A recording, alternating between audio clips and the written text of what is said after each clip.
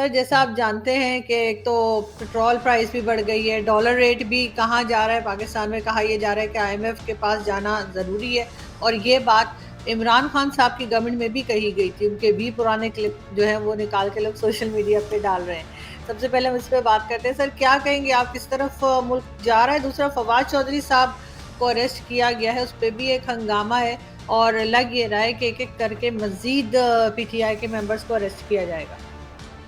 جی ہنگامے ہی ہنگامے لگ رہے ہیں۔ مجھے یہ تو معلوم نہیں کہ باقی پی ٹی آئی کے اہم لیڈروں کو اریسٹ کیا جاتا ہے یا نہیں کیا جاتا، مگر فواد چودھری کی اریسٹ ہمیں یہاں سے بیٹھ کے یہی لگتا ہے کہ ایک بہت بڑا میسج ہے باقیوں کے لیے۔ تو دیکھیے ہنگامے بھی ہیں اور پاکستان کی سیاست میں ڈرامے بھی ہیں، اور یہ جو سارے کے سارے ڈرامے ہیں یہ بہت خطرناک ہیں۔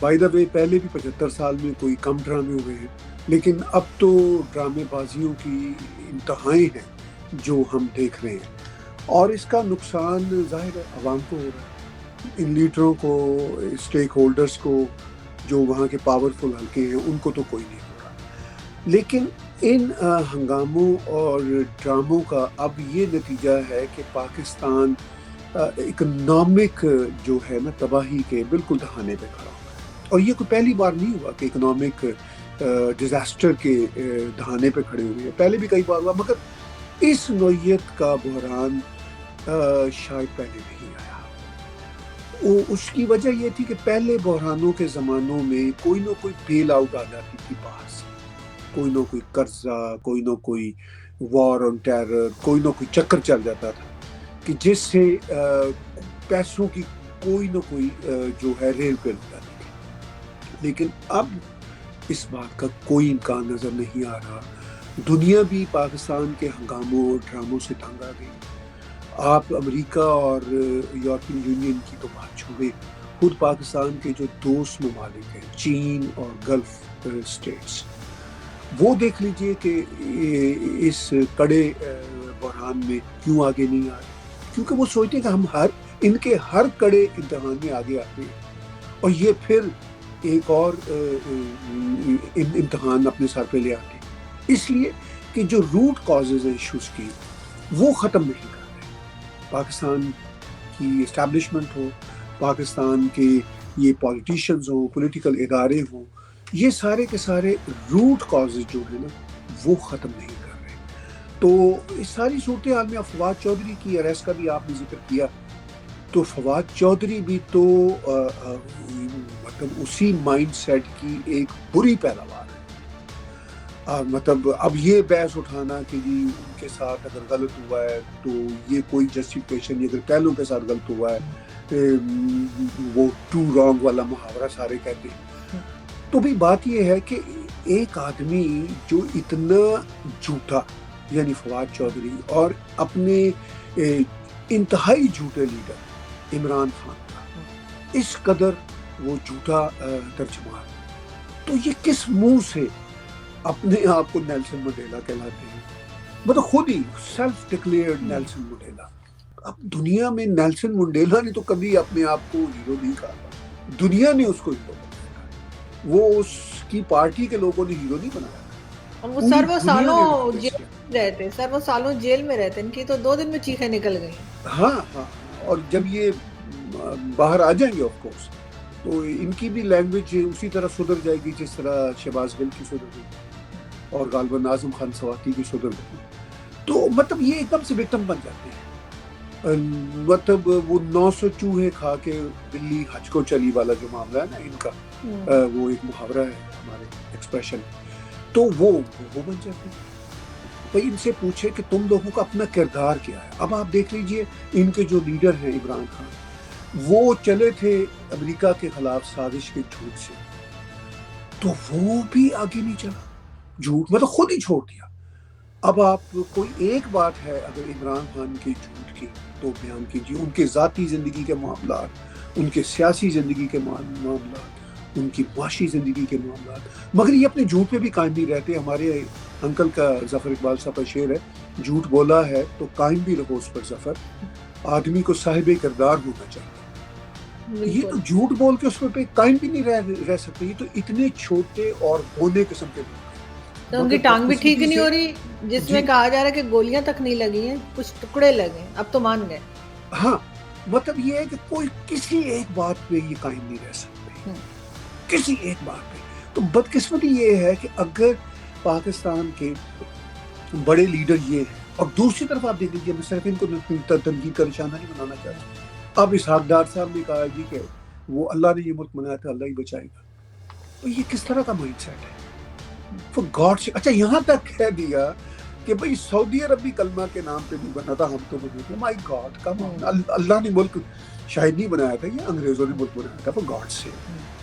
یعنی جھوٹ کو سمجھنا ہی نہیں ہے کہ یہ جھوٹ بول رہے ہیں. ایک تو دیکھیے انٹرسٹنگ بات کیا ہے, ایک تو یہ ہوتا ہے نا کہ آدمی کو پتا ہو بھئی یہ جھوٹ ہے اور میں کسی وجہ سے بول رہا ہوں, چلیے وہ پھر بھی مطلب جس کو ہم منافق کہتے ہیں, وہ پھر بھی مطلب میرے نزدیک یہ ہوتا ہے کہ یار اس کو ایٹ لیسٹ ریئلائزیشن ہے کہ یہ غلط ہے, یہ صحیح ہے. یہ ایسے بدبخت ہیں, یعنی اسحاق ڈار یہی سمجھتے ہیں کہ واقعی یہ اللہ ہی بتایا, ٹھیک ہے نا, یہ اللہ نہیں بنایا تھا. اور یہ سمجھتے ہیں کہ بھئی سعودی عرب کو بھی اگر اللہ نے کلمے کے نام پہ نہیں بنایا تو ہم تو ان سے بھی برتر ہیں, مطلب.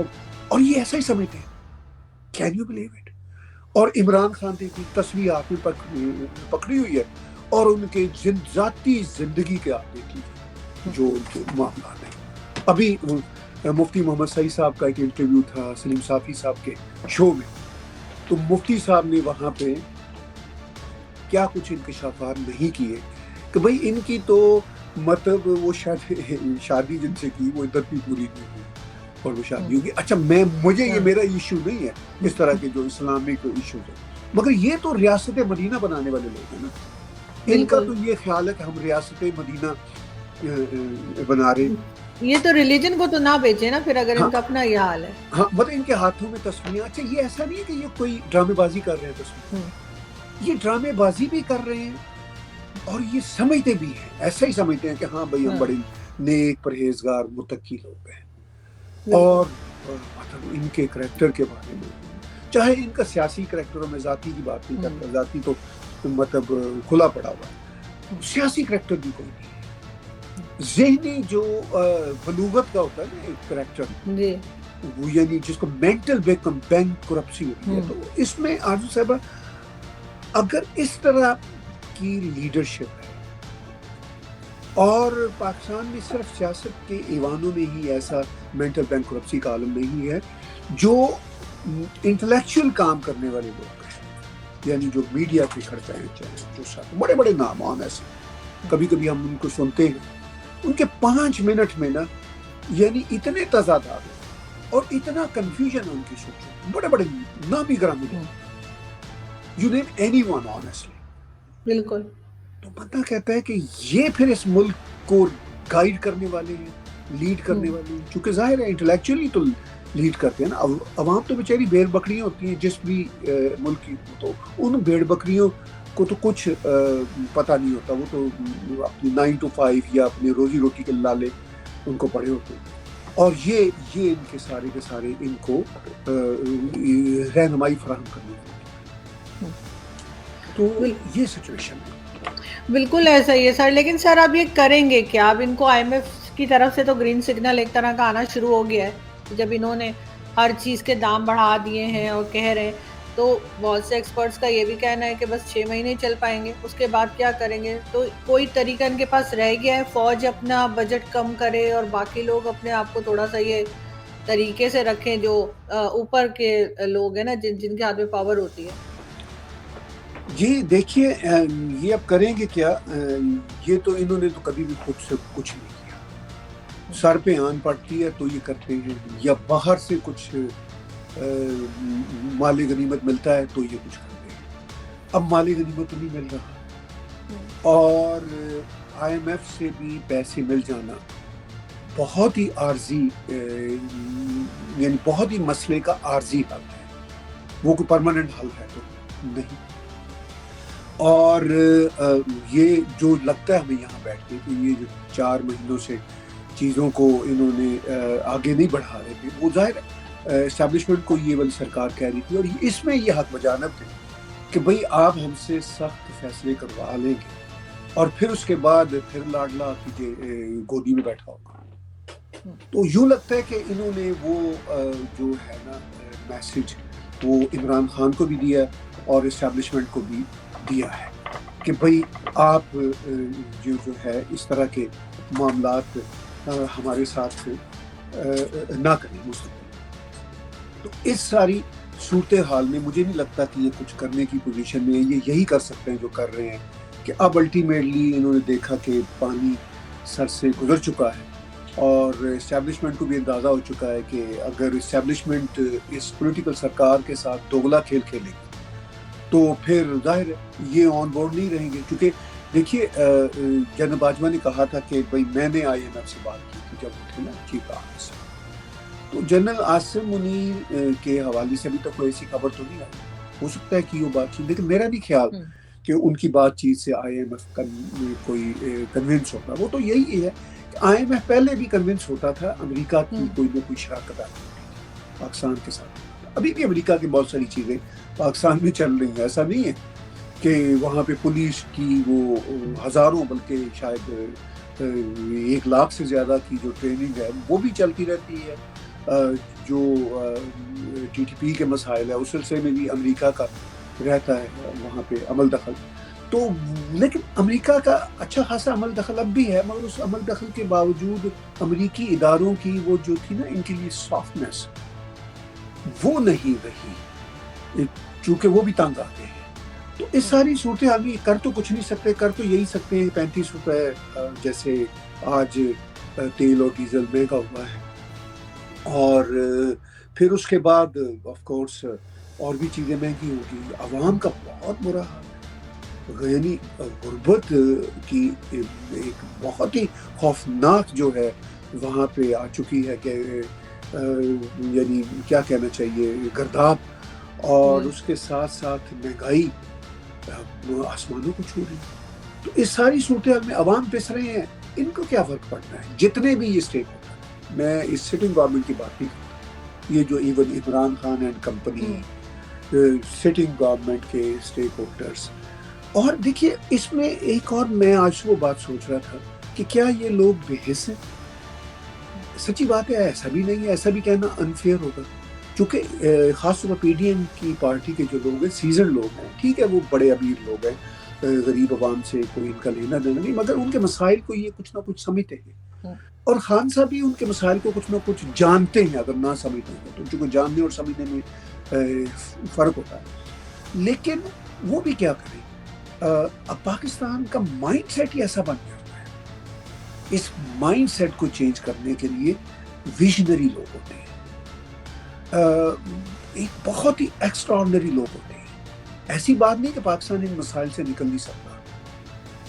پاکستان ان مسائل سے نکل سکتا ہے، مگر کوئی 4 6 8 10 ویژنری لوگوں کا ٹولہ چاہیے. اور وہ ویژنری لوگ جو ہیں وہ صرف سیاست میں ہی نہ ہوں، ان کا ساتھ اسٹیبلشمنٹ کے لوگ بھی دیں، ٹیکنوکریٹس بھی دیں. ابھی آپ نے پیچھے بات کی کہ UAE اور سعودی عرب نے بات کی کہ بھئی یہ کشمیر کی رٹ کو. جی سر، انہوں نے ان کو ایڈوائز کیا، UAE اور سعودی عرب نے ان کو ایڈوائز کیا ہے کہ یہ کشمیر کا پیچھا چھوڑیں اور بھارت کے ساتھ ٹرمز بہتر کریں. تو آپ کو لگتا ہے یہ مانیں گے؟